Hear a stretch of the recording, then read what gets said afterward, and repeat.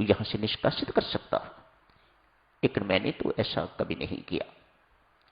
संत महात्मा देवी सज्जनों, इन दोनों दृष्टांतों से ये निष्कर्ष निकालते हैं, आप नास्तिक हैं, आस्तिक हैं, अर्थात पुण्यकर्मी हैं या पापकर्मी हैं, आप चोर हैं, डाकू हैं, सामान्य आवश्यकताएं जितनी भी हैं हर एक इंसान की, उनको देने के लिए परमात्मा पात्रता नहीं देखता।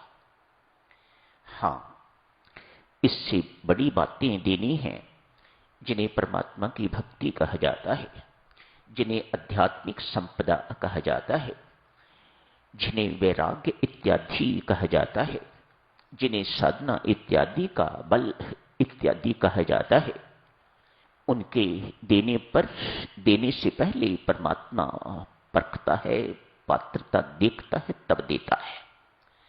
क्यों? भक्ति हर एक के वश की बात नहीं है, ज्ञान उपार्जन हर एक नहीं कर सकता, वैराग्य को अपने अंदर हर कोई नहीं समेट सकता, हर एक नहीं रख सकता, इत्यादि इत्यादि। ये सब चीजें आध्यात्मिक संपदा जिसे कहा जाता है, वह सब देने से पहले परमात्मा पात्रता देखता है। लेकिन सामान्य आवश्यकताएं, रोटी, कपड़ा, मकान इत्यादि, ये सब बातें देने के लिए परमात्मा पात्रता बिल्कुल नहीं देखता। ये आपकी अपनी पात्रता पर निर्भर करता है कि आप कितनी ग्रहण कर सकते हैं परमात्मा की कृपा। पूज्यपाद स्वामी जी महाराज जहां परमात्मा से कृपा मांगा करते, वहां ये भी मांगा करते, परमेश्वर कृपा तेरी मांग रहे हैं, पर ऐसी कृपा कर, तेरी कृपा को अधिक से अधिक हम ग्रहण कर सकें। ये बहुत महत्वपूर्ण बिंदु है। देखें साधकजनों, परमात्मा किस प्रकार से हमारे कर्मों से जुड़ा हुआ बन जाता है। बेचारा बेबस हो जाता है, भाई मैं भी हार गया, मैं तेरे कर्मों से इस प्रकार से बंधा हुआ हूं, कर्म सिद्धांत से इस प्रकार से बंधा हुआ हूं, मैं विधान से इस प्रकार से बंधा हुआ हूं कि मैं टस से मस नहीं हो सकता। एक डॉक्टर दंपत्ति हैं, 11 साल हो गए हैं उनकी शादी हुए। एक नगर के बहुत सम्माननीय व्यक्ति हैं, दोनों पति पत्नी डॉक्टर हैं।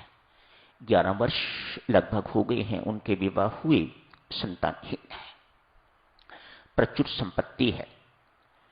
मन में ऊपर से दिखाएं न दिखाएं, लेकिन भीतर से चिंतित रहते हैं, उदास रहते हैं।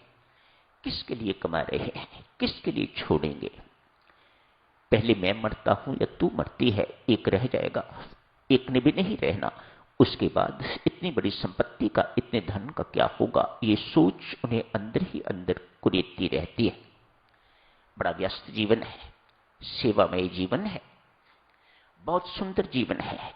ये अब की बात है, ये जीवन कब है? अब बहुत अच्छा जीवन है, सेवामय जीवन है। हर एक की सहायता करने को तैयार, न दिन देखते हैं न रात देखते हैं। परमात्मा ऐसी करनी से साधक जितना प्रसन्न होता है, उतना अकेले बैठ के कहीं कमरे में किसी कक्ष में जाप करने से प्रसन्न नहीं होता। ये मेरे काम आ रहे हैं, ये मेरा काम कर रहे हैं, ये मेरे साकार रूप की सेवा कर रहे हैं। ये परमात्मा की इस प्रकार की मान्यता है। ऐसों के लिए परमात्मा किस प्रकार से काम करता है, परमात्मा की कृपा ऐसों के लिए किस प्रकार से काम करती है। आज नगर के बाहर कभी नहीं गए, नगर के बाहर एक हनुमान जी महाराज का बड़ा प्राचीन मंदिर है, बड़ा रमणीक स्थान, घूमने के लिए, टहलने के लिए, समय अनुसार राम राम जपते हैं। ऐसा नहीं कि राम राम ही जपते रहते हैं, अमृतवाणी का पाठ ही करते रहते हैं ना। अपना व्यस्त जीवन है, उस जीवन से जितना समय मिलता है समय अनुसार व्यर्थ नहीं गवाते, समय अनुसार थोड़ा बहुत राम राम जपते हैं। आज उस मंदिर की ओर गए। पहला दिन एक चबूतरा सा बना हुआ है, पेड़ भी है, उसके नीचे दोनों बैठ गए। अच्छा लगा, कल भी आएंगे। शांति मिली। मानो व्यस्त जीवन, थके मांदे जीवन से यहां बैठ के थोड़ा विश्राम मिला।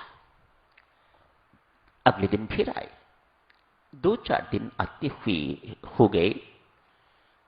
आज एक वृद्ध आए हैं, लंबी दाढ़ी है उनकी, सफेद बाल है, माथे पर तिलक लगा हुआ है,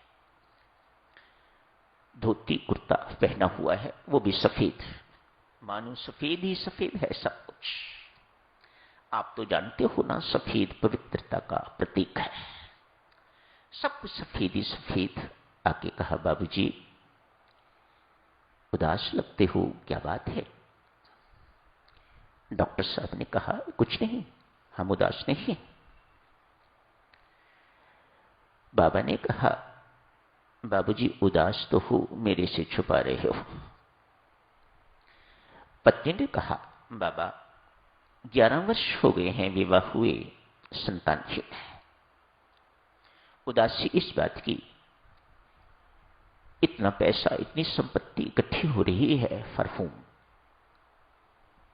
इस बात की उदासी है, इस कारण उदास रहते हैं। बुजुर्ग ने एक क्षण के लिए आंख बंद की और कहा, क्या आपने कुछ ऐसी अनऑथोराइज्ड संपत्ति या भूमि आपके पास है? अर्थात ऐसी भूमि या कोई ऐसी संपत्ति पर आपने कब्जा किया हुआ है जो आपकी कमाई से ना हो? पत्नी ने 1 मिनट में सोच विचार के कहा, हां बाबा, इनके मामा हैं, उनकी संतान कोई नहीं। जितनी भी संपत्ति थी, जितनी भी भूमि थी, वह इनको दे दी।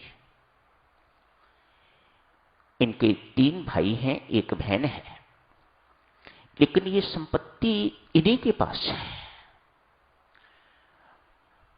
परमात्मा देखो देवियों सज्जनों, कितनी बारीक बारीक बातें, कितनी सूक्ष्म अति सूक्ष्म बातों पर विचार करता है और बच जाता है। जब तक ये सिलसिला निपटे ना, परमात्मा आगे कैसे बढ़े।